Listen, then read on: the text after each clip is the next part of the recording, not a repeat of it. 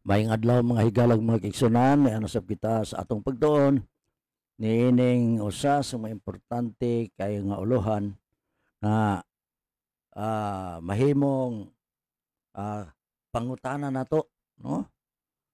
Gilalang ba sa Dios ang yawa, no? Mao kini ang kinatibuk-an nga topiko nga ato ang ginatunan. So, niining maong adlaw mga higalag mga igsoon, ang ikawalo nga pangutana nagakanayon. Sa unsang paagi gilimbungan ni Satanas si iba. Unsang mga bakak ang iyang gisulti kaniya.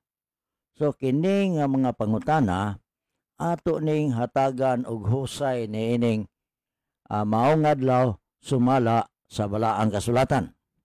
Nagaingon ni Genesis 3:1-4-5, no?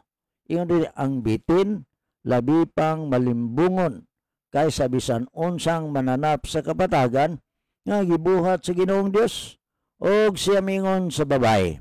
Tinuod ba nga ang Dios nagingon dili kamo makakaon sa tanang kahoy sa tanaman? No? Unya ang bitin mingon sa babae, dili gayud kamo mamatay. Kay ang Dios nahibalo nga sa adlaw nga kamo mukaon, nini ang inyong mga mata mabuka og kamo mahisama sa Dios nga mahibalo sa maayo og sa daotan, no? So dinhi mga higalag maigsoon sa mao nga sitas sa balaang kasulatan, ihulagway pag-ayo nga kining bitin halabihan gyud kaayo kamalimbongon. Si Satanas mga kaigsuonan migamit og bitin, no? Migamit og halas usa sa labing maalamon og labing matahom nga mga mananap nga gibuhat sa Dios aron lang limbungan si iba, no? Ingon siya, tinuod ba nga ang Dios nagingon dili kamo magkakaon sa tanang kahoy sa tanaman? Ang bitin kuyaw kayo, dili gayod kamo matay sa dihang makakamon kamo nini. So ang ubang mga scholars nagtuo nga ang bitin original nga adunay mga pako og milupad. Imo nang mabasa diha sa Isaias 14 versikulo 29 ug Isaias 30 versikulo 6. So, hinumduman nato wala kini mukamang hangtod nga gitunglo kini siya sa Dios. Genesis 3 versikulo 14. So, dinhi nga mga bahin, mga higalang makigsunan, no? Makalilisang og malalangon gayod kaayo ang bitin. Ang mga bakak ni Satanas mao, una, dili ka mamatay. So, mao nang ang teksto sa balang kasulatan nag-emphasize dili gayod kamo mamatay, no? So maray una. Ang ikaduha, ang pagkaon sa bunga, ingon pa ni Satanas, maghimo kang adan og iba nga maalamon mahimong bright, mahibalo og unsay maayo, mahibalo sad og unsay daotan, no? Mao ni ang usa sa mga kuyaw kaayo mag-isunan, no? Si Satanas kinsa nag-imbento og bakak. Ato na mabasa sa Juan 8:44, nagsagol iyang gisagulan ng kamatauran sa mga bakak nga iyang gisulti ngadto kang iba. So, unsa ang mga bakak? Ang mga bakak naglakip sa pipila ka mga kamaturan, mao ang labing epektibo nga mga pagpanglimbong. Kana bitaw ang eksakto saktan og dili eksakto mura siya eksakto. So munay kuyaw kayo, no?